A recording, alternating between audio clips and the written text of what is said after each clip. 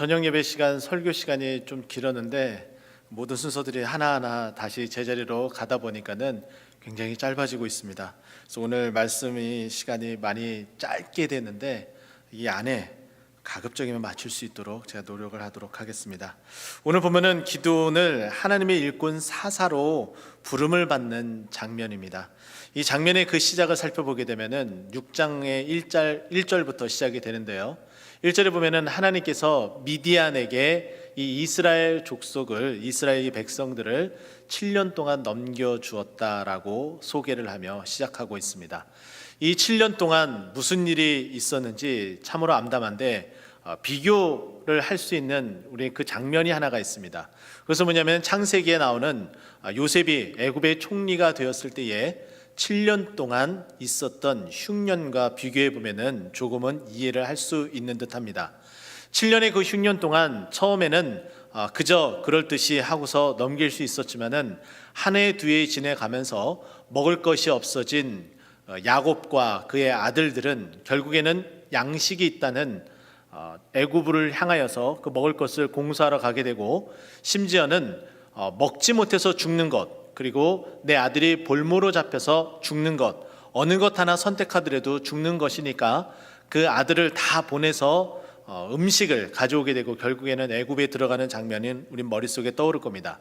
그만큼 참담하고 이 7년이라는 시간 동안에 이 흉년이라는 것은 굉장히 어려운 시간을 말해주고 있습니다.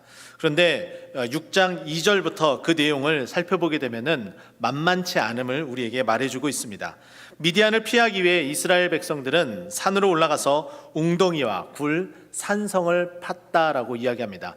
피할 수 있는 곳을 마련했다는 거예요. 그만큼 무섭고 끔찍했었던 시간들이었습니다. 그리고 나서 3절 4절을 보게 되면은 이 미디안들이 파종 때가 되면은 진을 치고 나타나서 먹을 것을 싸그리 다 가져갔다라고 이야기를 합니다. 그러니 당연히 이스라엘 백성들은 어찌할 바를 모르게 되고 죽느냐 아니면 다 뺏겨서 그 어려운 가운데 있느냐라는 선택의 여지밖에 없었습니다. 우리가 한 가지 생각할 것은 이거죠. 자연적인 재해, 이 흉년으로 인해서 어려움을 찾는 것은 누구에게나 다 일어날 수 있는 일이지만은 지금 이스라엘 백성의 어려움은 미디안이라는 외부의 침입으로부터 충분히 막을 수도 있지 않을까라고 생각이 되지만은 결코 막을 수 없어서 결국에는 눈물만 흘리는 상황 가운데 있었습니다. 그 끝이 어디까지 다다르게 되냐면은 6절 말씀 보면은 궁핍함이 심해지니 여호와께 부르짖었다라고 언급을 하고 있습니다. 더 이상 할 수 있는 부분은 하나님 앞에 나아가는 방법밖에 없음을 알게 되고 부르짖게 되고, 또 하나님께서는 그 음성을 듣게 되고 드디어 이 일을 해결하기 위해서 하나님은 사사, 하나님의 선지자를 보내기로 결심을 하게 됩니다. 그때 선택된 사람이 우리가 알고 있는 바로 이 기드온이라는 인물입니다. 이 기드온이라는 인물을 소개를 할 때에 그냥 기드온이라는 인물을, 그 이름을 그냥 딱 언급한 것이 아니라 미사여구들이 이 사람이 어디 사람이고 누구의 아들이고 이것을 설명해 주고 있습니다. 바로 이 부분은 하나님께서 지금 이스라엘 백성을 어떠한 길로 인도할지에 대한 어떻게 보면은 전주곡과 같은 힌트를 주고 있다라고 말할 수가 있는데, 아비에셀 사람이다라고 이야기를 하고 있는데, 이 히브리어 아비에셀을 해석을 하자면 나의 아버지는 도움 되신다, 나의 아버지는 도움이시다라는 표현을 갖고 있습니다. 또 요아스라는 표현을 우리가 살펴보게 되는데, 이 요아스라는 표현은 여호와께서 도와주신다, 여호와께서 주셨다, 그리고 여호와는 강하시다라는 뜻을 가지고 있습니다. 그러니 여호와가 도와주시고 우리 아버지가 도와주시면은 이 미디안의 어려움은 단번에 해결될 것이다 라는 추측을 할 수 있도록 우리에게 힌트를 주고 있다는 거죠. 바로 이런 내용 가운데 있는 바로 기드온은 어떠한 모습을 하고 있는지 우리에게 소개를 해줍니다. 저는 이 부분을 진단을 내렸다라고 소개를 하며 이 이야기를 하고 싶습니다. 지금 기드온은 상황을 살펴보니 때가 되면은 언제든지 어김없이 나타나서 힘들게 하고 모든 것을 뺏어가는 이 미디안 사람의 눈을 피해서 할 수 있는 일이 과연 무엇일까 곰곰이 생각해 보았고 그리고 결정을 내리게 됩니다. 미디안 사람들의 눈을 속일 수 있다면은 이 밀을 타작할 때에 타작마당에서 할 것이 아니라 바로 포도주 틀에서 해야 되겠다라는 결정을 내리게 되죠. 바로 진단과 함께 어떻게 해야 될지 그 방법도 강구하게 되었습니다. 이 부분을 가만 살펴보게 되면 어찌 보면은 굉장히 지혜롭다라고 평가를 내릴 수도 있습니다. 당연히 그렇게 하게 되면은 미디안 사람들의 눈에 띄지 않기 때문에 밀을 잘 타작해서 그리고 그것으로 자신들의 생명, 자식 가족들의 생명을 연명할 수 있기 때문에 너무나 지혜로운 방법이기도 하지만은 한편으로는 어찌 보면은 쫄장부 같은 모습을 보여주고 있습니다. 미디안 사람들과 만나서 한판 붙고 뺏기면 뺏기는 대로 그렇게 할 수 있는 그런 모습이 있어야 되는데 오히려 숨어서 쫄장부처럼 포도주 틀이라는 것은 실내 그리고 아주 협소한 곳에서 먼지가 풀풀 일어나는 그 타작을 한다는 것은 가히 상상도 할 수 없는 일입니다.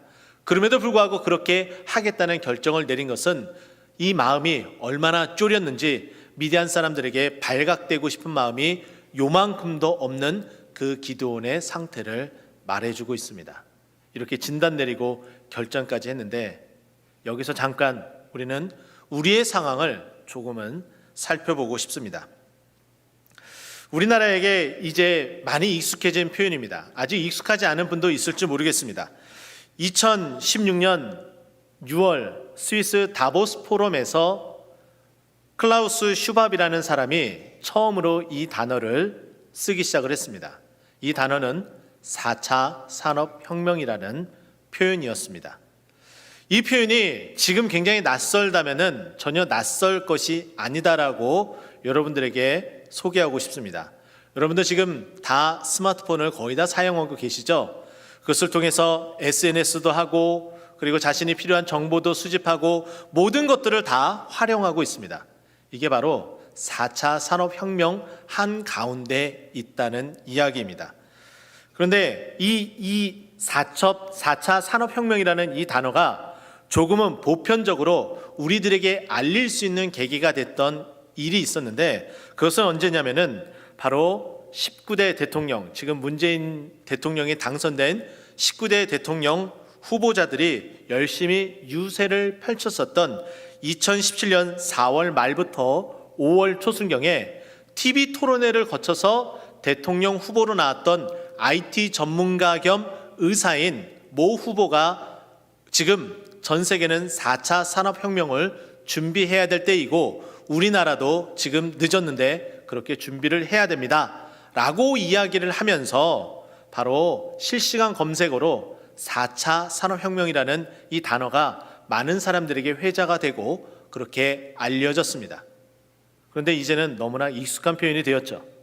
또 한 가지 이야기를 한번 해볼까요? AI라는 단어입니다. 이 단어는 인공지능이라고 많이 알려졌죠.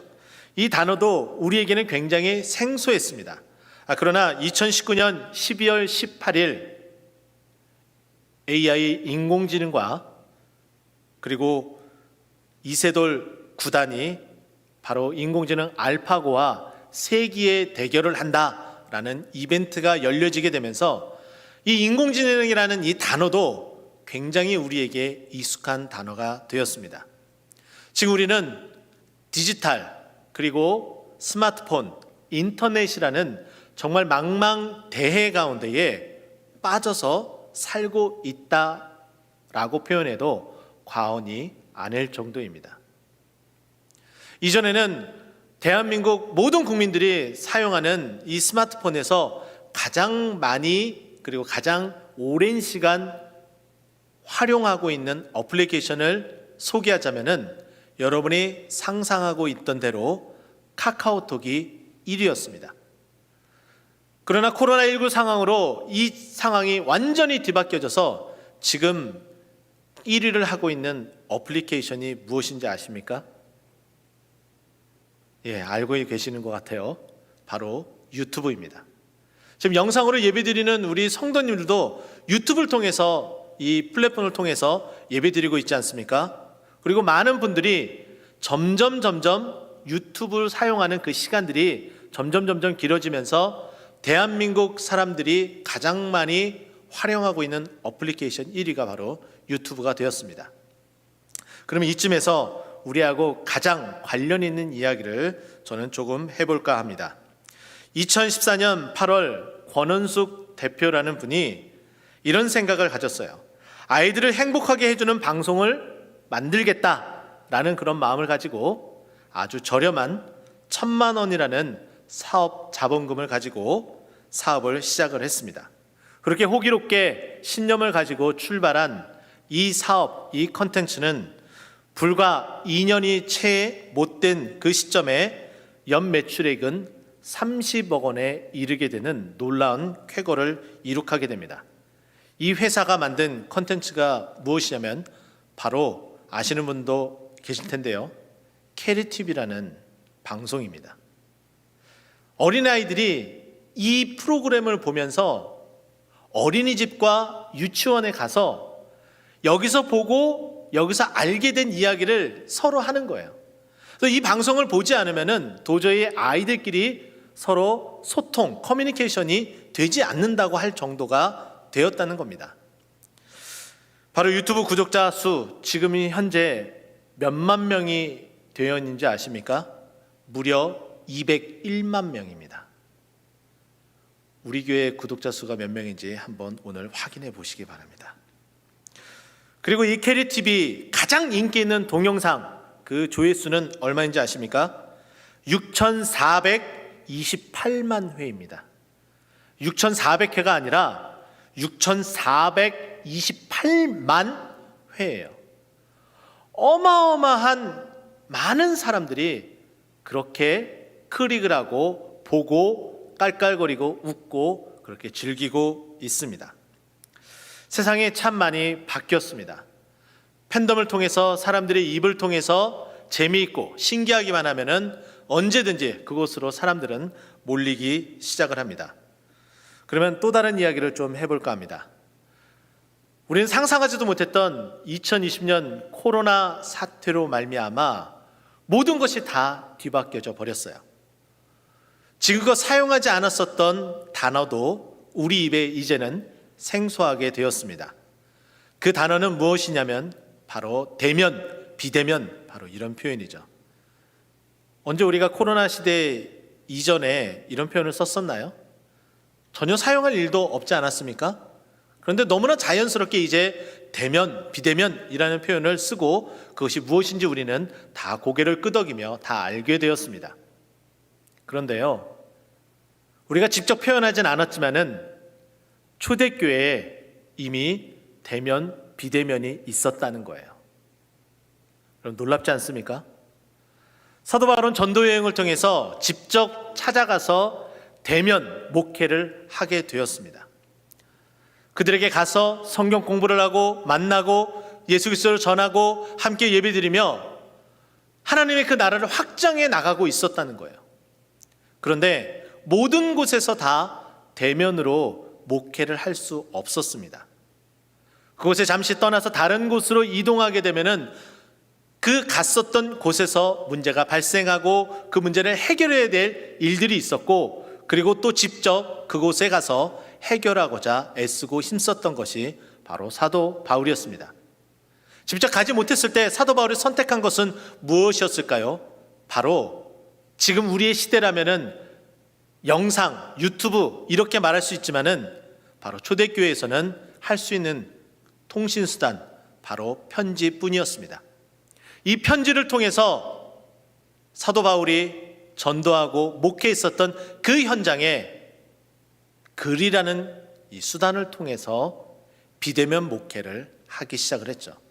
그러면서도 끊임없이 사도 바울은 무엇이라고 이야기했냐면은 내가 곧 있으면 너희에게 갈 것이다. 난 너희를 대면하고 싶다라고 끊임없이 이야기를 했습니다. 저는 이쯤에서 우리 담임 목사님이 계속해서 강조하고 주장하고 있는 이야기를 조금은 하고 싶습니다. 이 이야기는 무엇이냐면은 가급적이면 되도록이면 이곳 현장에 나와서 함께 예배드렸으면 좋겠습니다 라고 계속해서 강조를 해요. 그러나 여러 상황이 되지 못하니까 가정에서 있는 곳에서 영상이라는 수단을 통해 비대면 예배를 드리고 있습니다. 이 비대면 예배는 대면하지 못했을 때의 보조수단일 뿐이지 이것이 주가 돼서는 안 된다는 거예요. 우리가 할 수만 있으면은 대면 예배를 드릴 수 있도록 더더욱 노력을 해야 되는 거예요. 나와서 이 현장 가운데 임하시는 그 하나님의 은혜를 흡족히 받고 누려야 된다는 거죠. 하지만 그렇지 못한 상황 가운데 있다면은 영상을 통해서라도 빠짐없이 여호와 삼마 되신 그 하나님의 그 은혜, 그 능력을 체험하시고 이 비대면 예배를 통해서 그 은혜 줄기를 놓지 않으셔야 된다는 거예요. 그래서 대면 예배가 되었을 때에 그 감격을 더욱더 흠뻑 받을 수 있어야 된다는 것이죠. 제가 왜 이 말씀을 드리느냐? 우리도 이렇게 진단을 내릴 수가 있습니다. 지금 우리가 살아가고 있는 이 시대가 바로 이렇게 되어지고 있고, 그리고 세상의 아이들은 바로 이와 같은 모습을 통해서 점점 빠져들고 있는 세계가 있다는 것을 정확하게 진단을 하고 우리가 알고, 그리고 우리도 함께 진단하며 앞으로 나아가야 될 일들을 강구를 해야 되는 거예요.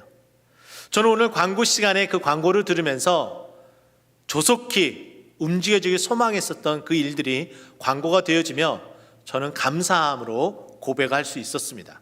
그것은 무엇이냐면은 바로 대면을 통해서 할 수 없는 성경학교, 그리고 수련회, 그리고 그런 캠프들이 이제는 비대면으로서 할 수 있는 그런 광고가 나왔기 때문이에요. 현장 바로 이곳에서, 그리고 영상으로 예배드리는 우리 모든 꽃동산교회 성도님들 독려해 주시기 바랍니다.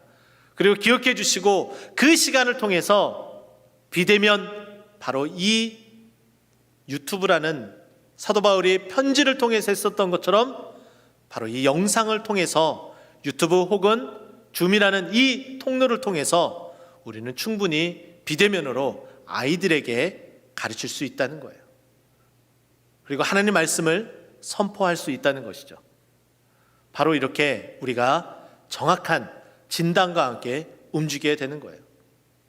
그런데 여기에 지금 기드온이 이런 진단을 내리고, 그리고 포도주 틀에서 타작을 하고 그렇게 나아가려고 했지만 그것이 온전치 못하게 됨에 따라 하나님께서는 이 기드온의 이 진단에 초강수를 내리며 모든 상황을 바꿔놓기 위한 한 수를 딱 두게 됩니다. 그것은 무엇이냐면은 바로 하나님께서 이 기드온을 이제 직접 쓰시고자 부르는 거예요. 하나님의 진단은 언제나 옳고, 그리고 하나님의 그 진단에 의한 평가, 그리고 그 계획과 앞으로 나아가는 그 전진들은 너무나 우리를 놀라게 하고 있습니다. 하나님께서 기드온을 부를 때 어떻게 부릅니까? 큰 용사여 라고 12절에 그렇게 기드온을 부르고 있습니다. 제가 금방 소개했던 것처럼 어찌 보면은 이 기드온은 정말 이 가슴이 콩알만해지는 그런 쫄장부 같은 인물일지 모르지만은 큰 용사라고 이야기를 해줘요. 근데 이 큰 용사라는 이 단어 히브리어를 살펴보게 되면은 그냥 크다 어떤 그런 의미가 아니라 강한 용사다라는 의미를 가지고 있습니다. 전쟁에 싸워서 이길 수 있는 강한 용사라는 거예요. 그런데 지금 기드온은 강한 용사입니까? 전혀 그렇지 않잖아요. 그런데 그렇게 만들어 가시겠다라는 하나님의 그 의지가 그곳에 담겨져 있는 거예요. 하나님께서 그렇게 결단하고 진단하고 그렇게 진단한 한 결과, 그 결단한 그 결과를 그대로 성취해 나가시겠다는 거예요. 그러면 이 진단에 의한 그 다음 해야 될 일은 무엇일까요? 준비입니다. 준비.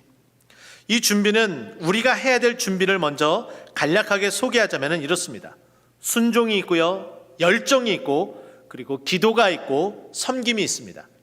먼저 섬김을 이야기하자면은 저는 이미 우리 교회에 정말 수고하시는 우리 교사, 그리고 성가대 안에 계시는 많은 분들이 이 섬김을 잘 하고 있다고 저는 생각이 되어집니다.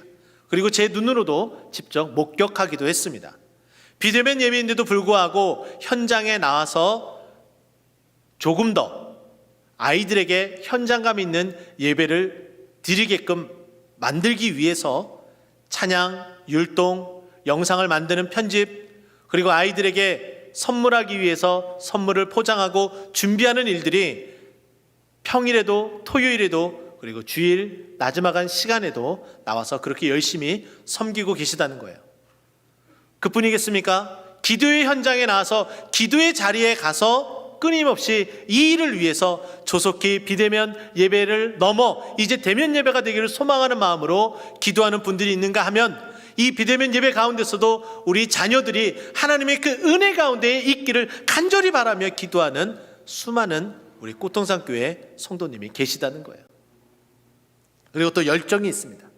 이 일을 반드시 이루겠다는, 하나님, 우리 교회에 주어진 다음 세대를 통한 세계복음화의 이 기치를 가지고 하나님 반드시 이루겠습니다. 하나님, 세상은 점점 다음 세대가 인구 대비 점점 줄어들고 있지만 그래도 희망은 하나님 다음 세대입니다 라는 마음으로 이들을 열심히 섬기겠다는 그 열정, 비대면 예배를 통해서도 그 열정이 전달되어지기를 소망하며 준비하고 있는 그 모습들. 근데 가장 마지막에 정말 필요한 것은 무엇이냐면은 순종이에요. 순종. 우리가 아무리 이런 수많은 말들을 듣는다 할지라도 움직이지 않고 하나님 말씀하고 명령했음에도 불구하고 순종하지 않으면 아무런 의미가 없습니다. 기드온이 이렇게 강한 용사가 되게 만든 단 한 가지 그 방법은 무엇이냐면 바로 순종이었어요. 결국에는 하나님과의 어떤 왔다 갔다 하는 이야기들, 그런 사인을 구하면서 하나님께 구했었던 그 모든 것들을 다 뒤로하고 결국에는 하나님의 그 말씀에 순종했기 때문에 우리가 너무나 잘 알고 있는 기드온의 300 용사가 우리의 머릿속에 자리 잡게 되고 있는 거예요. 이 순종만큼 가장 중요한 건 없습니다. 아직도 갈등 가운데 있다거나 아직도 머뭇거린다거나 다시 한번 도전하십시오. 비대면 예배를 넘어서 대면 예배를 드릴 수 있도록 한번 도전해 보자고요. 그러면 하나님께서는 어떤 준비를 하실까요? 오늘은 12절을 통해서 딱 한 가지면 됩니다 라고 소개하고 싶습니다. 그것은 뭐냐면은 12절 마지막 부분에 여호와께서 너와 함께 계시도다, 이거 하나면 끝이에요. 여러분, 안 그렇습니까? 우리가 무엇을 하든지 간에 어디에서 어떠한 일을 하든지 간에 하나님께서 함께 해주시겠대요. 하나님이 함께 하시면 우리가 못할 일이 무엇이 있겠습니까? 하나님이 함께 하시면 부흥이 일어나요. 하나님이 함께 하시면 은혜가 그 자리에 임하게 되는 거예요. 하나님이 함께 하지 않으면 우리는 아무것도 할 수가 없습니다. 그러나 하나님이 함께 하신다면 그 아무리 강한 미디안일지라도 이들을 누르고 물리치고 그 어려움 가운데에 해방되는 그 기쁨을 맛볼 수 있게 되는 거예요. 그러나 어떻습니까? 우리가 다시 한번 마음속에 가져야 될 것은, 하나님, 우리가 아무리 어떠한 준비를 할지라도 하나님께서 함께 하셔야 되는구나, 하나님의 그 은혜를 구해야 되는구나, 이런 마음을 우리가 가져야 된다라고 말씀드리고 싶습니다. 저는 이제 말씀을 마무리하고자 합니다. 우리가 살아가고 있는 이 시대 점점 힘들고 어려워지기만 합니다. 현재 상황이 어떠한 상황인지 정확하게 판단을 내리고 진단을 내리며 그리고 어떻게 해야 될지 우리가 머리를 쓰는 것도, 그리고 그 결정대로 움직이는 것도 중요합니다. 그것이 어떻게 보면은 오판일 수도 있고 그리고 잘된 진단과 판단일 수도 있습니다.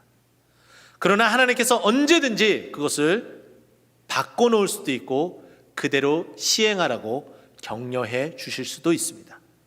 그것이 무엇이든지 간에 우리가 진단 내린 것과 하나님이 내리시는 그 진단과 하나님의 그 방법이 무엇인지 늘 생각하고 그리고 우리가 해야 될 준비, 섬김, 기도, 열정, 그리고 가장 중요한 순종, 그리고 하나님께서 준비하신 우리와 늘 함께 하신다는 그 약속, 그 준비, 이것이 함께 어우러진다면 우리는 언제든지 어떠한 난관일지라도 도전할 수 있을 것이라 여겨집니다.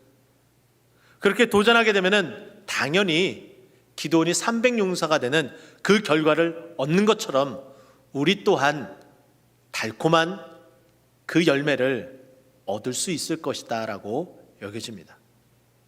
여러분 어떻습니까?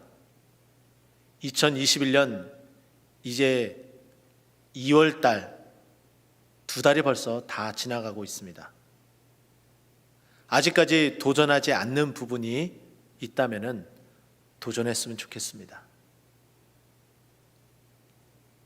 그리고 그 도전을 위해서 정확한 진단, 하나님의 진단이 무엇인지 묻고 기도하고, 그리고 그 말씀에 순종하고, 그리고 다시금 호기롭게 도전해서 달콤한 열매가 나의 열매가 되고 그 열매를 가득 안고 주님 앞에 나아오는 저와 여러분 되길 예수 그리스도의 이름으로 축원드립니다. 기도하겠습니다.